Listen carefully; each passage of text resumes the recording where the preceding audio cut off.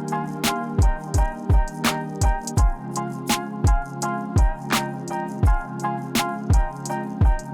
everyone, hope you're all having a great week so far. My name is Jason and I serve with our care ministry at Riv. And I'm here to share just one more thing from the scripture we studied this past weekend in Joshua.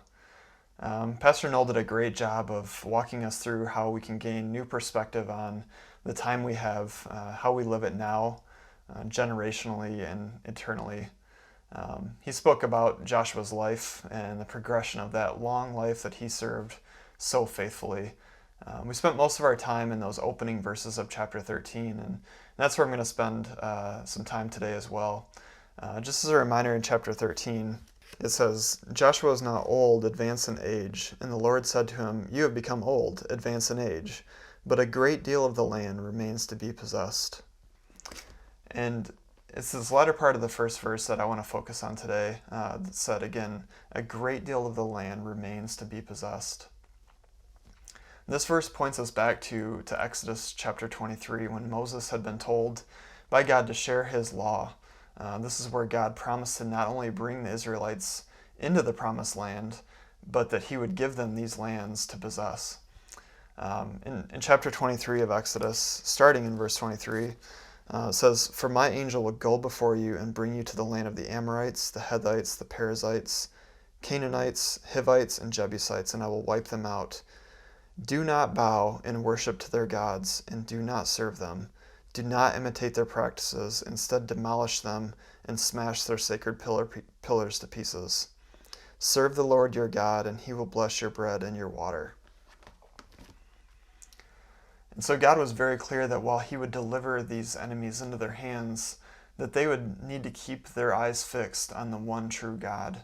That all of these people groups they would be conquering, they would have their own idols and their own gods, and that they must not bow and worship to them or even imitate their practices. It goes on to say in verse 33 of that same chapter, "They must not remain in your land, or else they will make you sin against me. If you serve their gods, it will be a snare for you." And now what jumped out to me about all this is that God never changed. He always fulfilled his promises, but he also gave them a warning, and he gave them warning after warning about not bowing to idols. And as we'll read on, the people continually had long periods of times where they directly disobeyed this command.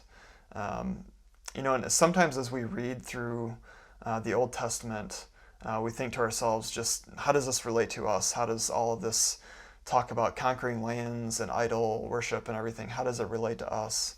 And as I was thinking about this just really strong warning that God gave them against worshiping other idols, it made me think about all the idols that we have potentially in our lives.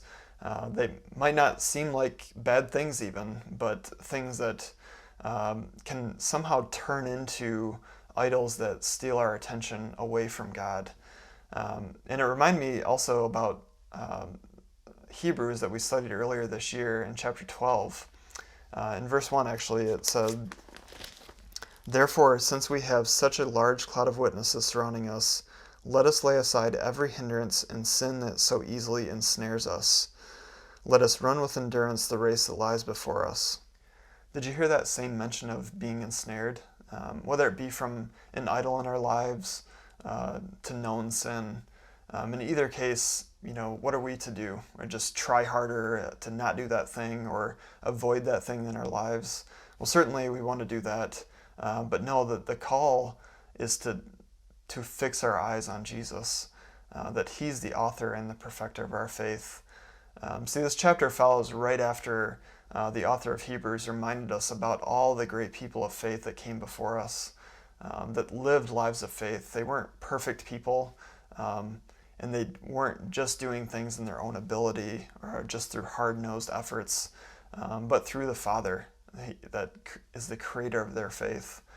And that's our call as well, to spend our time faithfully focused on God. So what idols are you facing today in your life right now? Maybe they're new, things that you're just now facing that you haven't faced before. Or they're things that even good things, as I said, that while they started out as positive parts of your life, they've started to take the place of God. And that while we might not have idols in the same way that the Old Testament talks about them, where we're literally worshiping an idol, there are these things in our lives that start to take the place of God, and that we really start to worship those things.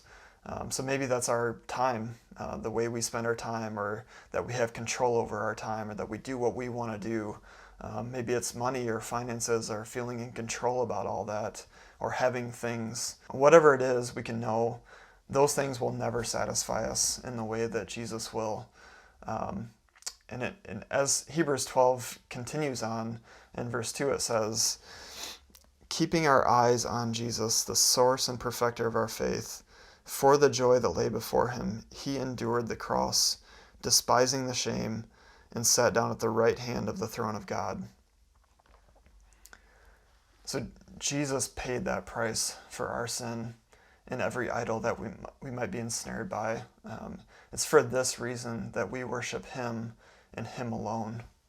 So my prayer for you is that as you face whatever idol might be in your life, that you remember these truths and that you keep your eyes fixed on Jesus. Just hope this encourages you today, and we just love you and hope that you have a great week.